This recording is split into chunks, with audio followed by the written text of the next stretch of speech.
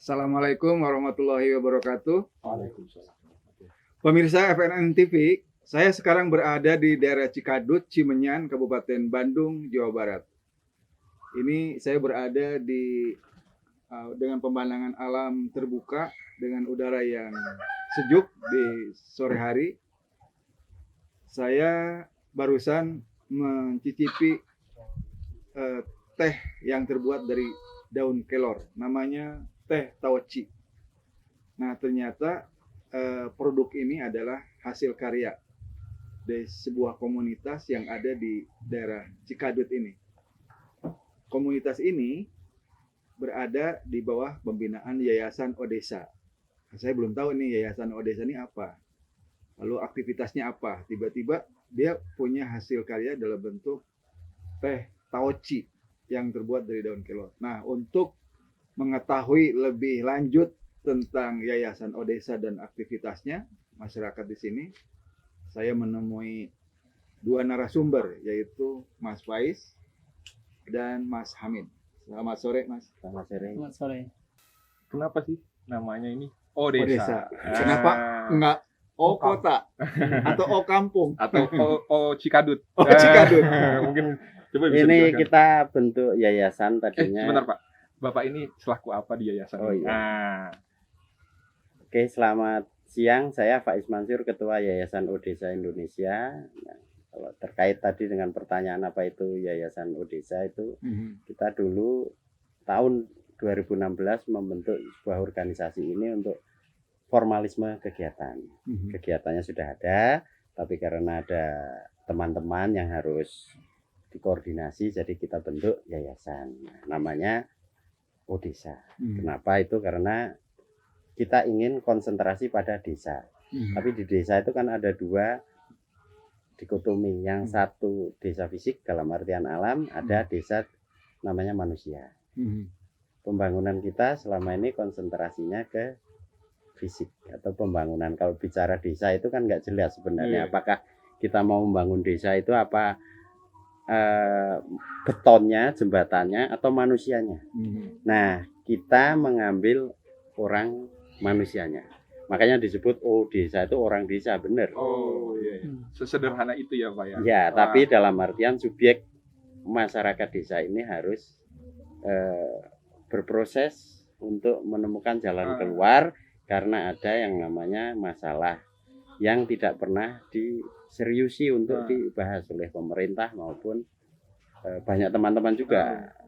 Itu Odesa kurang serius. Nah, itu manusia miskinnya juga di desa ada. Pinggir kota ini kan akut. Keterbelakangannya adalah manusianya. Nah, kita fokus ke manusia. Kerusakan pertanian itu juga karena manusianya. Kalau kita fokus ke orangnya, ke subjeknya, nanti alam juga akan diurus. Karena bukan yayasan inilah yang akan menyelesaikan masalah, tapi masyarakatnya yang kita harapkan. Jadi kita sebut Odesa itu ya seperti itu. Jadi Odesa ini percaya walaupun sederhana, tapi filosofinya itu sangat luar biasa gitu. Iya. Itu pembangunannya biasanya dalam hal apa tuh Pak? Kalau lebih spesifik lagi. Konsentrasi yayasan ini semuanya start sampai goalnya adalah pendidikan. Tapi di lapangan bagaimana pendidikan ini beroperasi itu tentu dengan cara ada yang formal, misal beasiswa anak harus disekolahkan formal karena kesempatan mereka untuk mendapat pendidikan formal juga perlu. Ada yang informal, ada yang non formal. Nah, kebanyakan kita main di non formal. Mendidik petani kan nggak mungkin dibawa ke sekolah formal lagi, terlalu susah lah. Maka kita didik pelan-pelan, kita berproses bareng mereka untuk memberikan edukasi tentang pentingnya menanam pohon yang tinggi. Selain pohon tinggi untuk mencegah erosi, juga pohon itu jangan hanya untuk melindungi tanah, tapi juga menghasilkan gizi. Makanya kelor yang kita pilih, karena dua manfaat langsung. Dan nanti ke kebun terbukti itu ada beberapa pohon. Tapi mungkin sebelum masuk ke kelor ya Pak, kita mau tanya lebih lanjut soal Odesa ini Pak. Kalau saya baca sih di webnya ini, Odesa ini slogannya ekologi, literasi, sanitasi. Betul nggak Pak? Iya, betul. Nah, 3 hal ini yang 3 hal. jadi pokok Ekologi itu kan soal lingkungan Pak. lingkungan. Itu bagaimana Odesa itu bergerak soal lingkungan? Lingkungan yang paling parah ini kan masalah lingkungan pertanian. Jadi di Bandung Utara ini ada 2 problem. Alih fungsi lahan dulu huma menjadi perumahan pemukiman. Itu satu problem yang teman-teman seperti Walhi atau LSM lain saling mengkritisi. Nah, mereka sudah benar melakukan kritik-kritik itu terhadap pemerintah. Tapi ada satu sisi yang tidak kalah akutnya juga di bidang pertanian. Bagaimana manusia dulu hidup di huma, di hutan, terus kemudian sekarang mengganti dengan pertanian. Bukan pertaniannya yang salah, tapi polanya. Karena mereka monokultur, hanya seragam.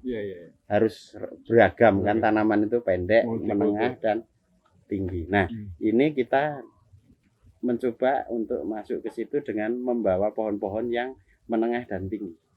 Jangan sampai hanya sayuran saja. Kalau nggak beragam kan nggak bagus apa-apa. Itu harus macam-macam karena saling membutuhkan. Gitu. Jadi keberagaman dalam tanaman ini harus kita dorong terus. Nanti kalau ada pohon durian, ada pohon jeruk, ada masyarakat kan dapat gizi. Gitu. Selama ini hanya sayuran. Sayuran itu musim pendek, penghasilannya sedikit. Dikekang oleh pasar. Kalau kita kelola dengan aneka ragam hayati macam-macam kan, jadi penghasilannya lebih stabil. Jadi tidak tergantung pada musim tertentu saja. Sebelum masuk ke kebijakan soal pemerintah soal tanah itu ya Pak. Kita mungkin masuk ke soal erosi. Jadi tadi Bapak membahas soal erosi, Pak Faiz, itu ada nggak spesifik tanaman untuk mengurangi dampak erosi di Bandung Utara? Sebenarnya tidak terlalu rumit. Mencegah erosi itu juga bisa dengan cara beton, buangun beton gitu aja selesai. Tapi kan nggak masuk akal yang kayak begitu. Kita juga butuh tanaman. Itu spesifikasinya adalah keberagaman tanaman. Jadi ada tanaman yang jenis ini macam-macam. Kalau pemerintah biasanya ngasih bibit kayu itu karena murah, karena ya ditebangi lagi. Nah ini pola yang salah. Jadi ini bukan soal kebijakan publik, tapi ada perilaku yang salah, baik dari petani maupun dari yang selama ini sudah melakukan. Nah kita coba perbaiki dengan cara yang baik. Tanaman buah, kalau tanaman buah itu buahnya yang diambil panen, pohonnya masih tetap gitu loh. Oke? Logis kan kalau dengan cara ini.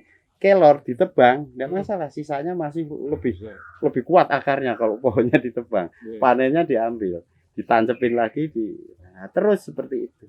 Oh itu literasi yang terus kita didik sejak anaknya, bapaknya kita dorong untuk ngerti tentang ini. Mungkin kan banyak orang yang modern ini melihat petani itu kayak kurang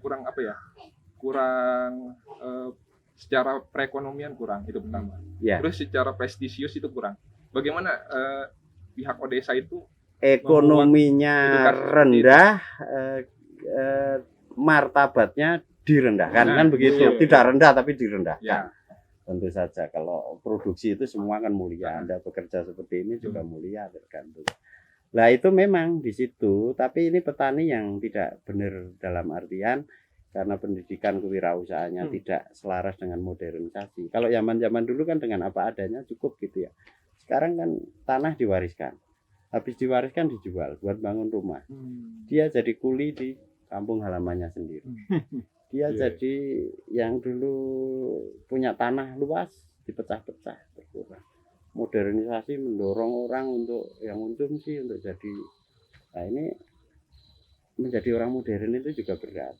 Bertahan dalam tradisionalisme harus moderat lah, harus mengikuti keseimbangannya kan harus dijaga. Nah seperti itu. Nah kita tingkatkan martabatnya juga. Penting martabat ini sebelum mereka kaya, sebelum mereka, kita nggak mendorong kekayaan sih. Hidup berkecukupan, hindari fakir dan miskin. Ini yang paling penting. Kalau kaya kan nggak ada kewajiban. Tapi kalau menghindari fakir miskin itu wajib.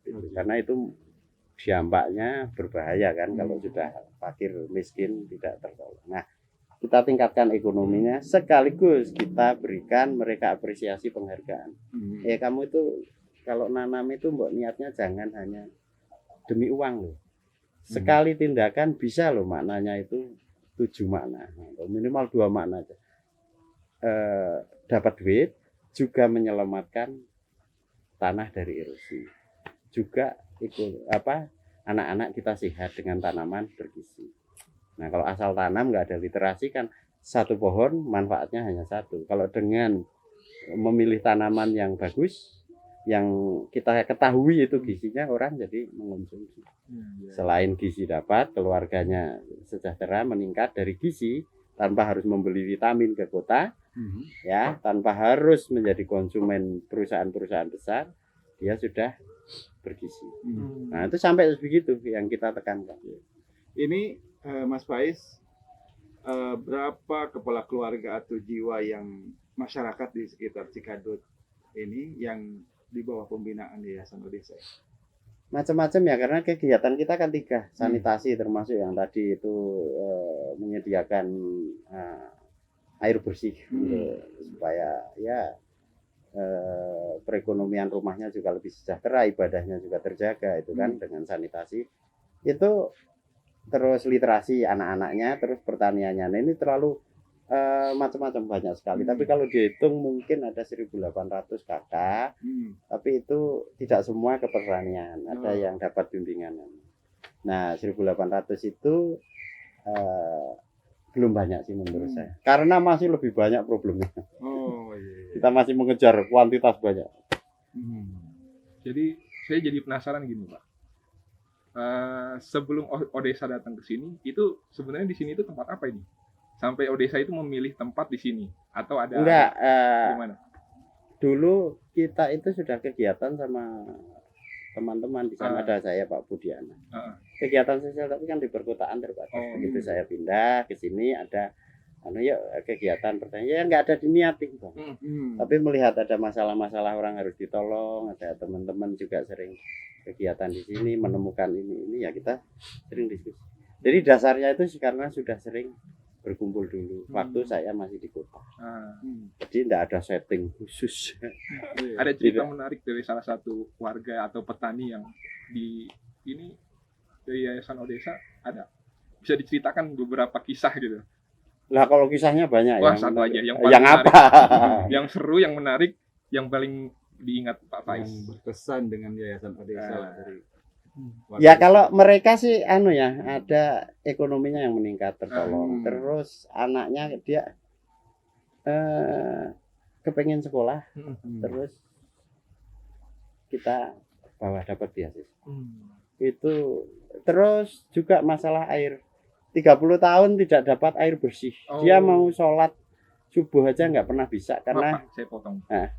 Ini nggak dapat air bersih gitu ya? Ya. Saya jadi bingung nih. Ini kan daerah pegunungan nih. Ya. Coba bisa dijelaskan di mana Pak? Nggak dapat air bersih. Nah ini kan sebenarnya daerah pegunungan. Ya. Itu gimana tuh Pak? Penjelasan. Airnya ada. Air bersihnya banyak. Ya. Di gunung. Nah ini dialirkan ke kota. Yang kota makmur, yang sini. Gitu. Nah, kalau jebol nanti di penjara. Jadi ini ada proses sekitar 20 tahunan itu terjadi permasalahan karena sumber-sumber air dijual dan di kota. Makanya Anda lebih makmur di kota karena dapat air, bisa beli. Di sini beli aja nggak ada. Jadi sumber air di pegunungan ini diambil orang lari kota. Ke kota. Sementara di sini yang dekat dengan sumbernya langsung nggak dapat malah. Karena di bukit-bukit. Tidak semua kesulitan air ya. Ada ya banyak juga sih yang kesulitan air kan di bukit-bukit. Tidak bisa terkonsentrasi satu aliran gitu. Gitu. Jadi ceritanya seperti itu. Gitu. Tadi dibahas Pak soal daun kelor. Iya. Itu nih kita bagi masyarakat awam nih taunya kelor itu soal mistis nih, ya kan? Cuman di sini nih dibudidayakan sebagai satu produk dari Yayasan Odesa. Kita mau tahu nih manfaat dan motivasi tersendiri untuk menanam kelor. Bisa dijelaskan Pak? Ya, kalau dasarnya sih dulu kita membudidayakan gitu karena nyari ilmunya tanaman pangan yang bergizi dan bisa juga mencegah erosi manfaat. Teliti dulu, ternyata ada kelor dan itu memang baru. Jadi kalau orang Indonesia baru, seluruh dunia juga baru mengetahui tahun 2014 karena keputusan FAO juga merekomendasikan itu. Nah, soal manfaat apa ini Hamid yang lebih sering ngurusi masyarakat langsung. Ini sekretarisnya di grup pertanian tanaman obat Cimenyan yang didirikan sebagai lini usaha herbal. Iya, tadi Mas Hamid, ini saya cobain ini, ngerasain teh taoci ini yang dari daun kelor. Rasanya kayak daun gitu, kayak minum daun. Herbal banget gitu. Iya, herbal sekali. Herbal. Mungkin sebelum menjelaskan tentang proses pembuatan, pengemasan atau distribusi pemasarannya, manfaatnya apa sih secara kesehatan gitu daun kelor ini? Oh ya, terima kasih ya. Untuk daun kelor sendiri kan kita mengembangkan ini sebagai tadi lini usaha ya. Dan untuk manfaatnya itu banyak sekali ya kalau kita membaca dari penelitian. Tapi saya mungkin lebih ringkas ke soal pengalaman yang kita dapat dari entah itu konsumen, masyarakat sekitar, bahwa ya minum atau konsumsi dari cara teh, sayur itu manfaatnya sangat luar biasa. Misal ada yang keluhan jantung, misalkan ada yang keluhan asam urat, terus penglihatan, itu dapat feedback bahwa kelor ini cukup menjadi sumber nutrisi untuk kesehatan gitu, karena bisa penyembuhan bahkan. Ya, gitu Pak. Ini daun kelor ini dikembangkan sejak kapan dan dibudidayakan oleh masyarakat di sini? Iya, tentu saja dari Odesa ya. Odesa mendorong masyarakat di sini, yaitu utamanya lewat Taoci ini. Taoci ini satu lembaga di bawah Yayasan Odesa yang benar-benar untuk kewirausahaan dan yang memimpin gerakan pembibitan kelor ke masyarakat gitu Pak. Dan untuk dimulainya mungkin Pak ada 2000 berapa kalau ya sama bareng Odesa. Setahun Yayasan Odesa. 2017 jadi. 2017. Ya. Jadi ini gimana nih proses budidayanya nih daun kelor ini sampai dia dikemas dengan cara yang relatif bagus lalu dipasarkan bagaimana? Lalu berapa nilai keuntungannya bagi masyarakat yang membudidayakan daun kelor ini? Nah, untuk pengolahan sendiri kan kita memang organik ya, dari awal tanam juga ya pakai pupuk-pupuk yang organik gitu Pak. Ya itu kami tadi edukasi bahwa taman kelor ini banyak manfaat sehingga harus seorganik mungkin. Karena banyak terbukti Pak kalau misalkan tidak organik itu ya bikin tanaman kelor ini nggak tumbuh juga gitu, kan tidak tumbuh dengan baik.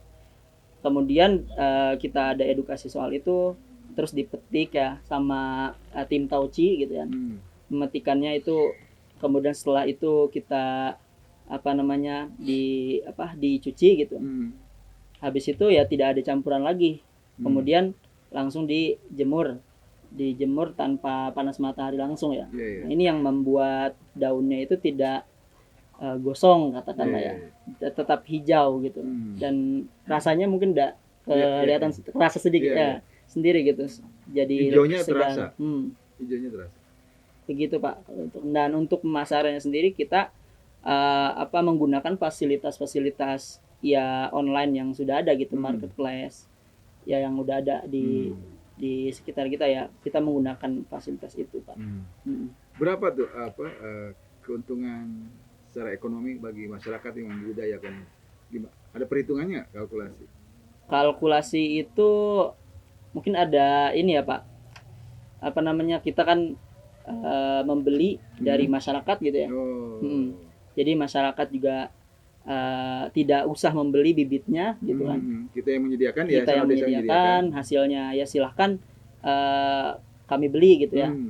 Nah dari situ kan sudah ada keuntungan ya. Jadi dari situ Pak sih keuntungan untuk. Jadi masyarakat yang membudidayakan daun kelor ini tidak pusing-pusing bagaimana menjual. Ini yang bikin kemasan ini Yayasan Odesa juga. Iya, Taoci Pak. Ya, Taoci ya. Jadi pendampingannya sampai ke pemasaran. Nah, ya. Itu panen berapa bulan itu proses panen?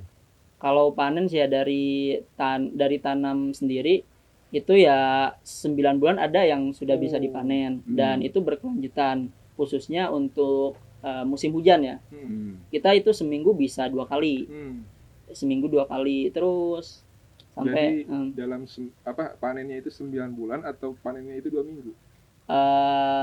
Jarak maksudnya untuk kalau misalkan udah besar nih, kelor itu udah usia 9 bulan katakanlah ya, itu bisa dipanen.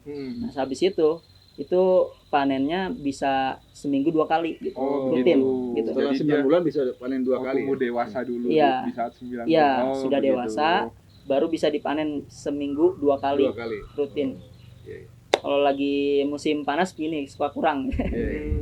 Ini segini berapa harganya daun kelor? 47.000 Pak. 47.000 ya. Iya.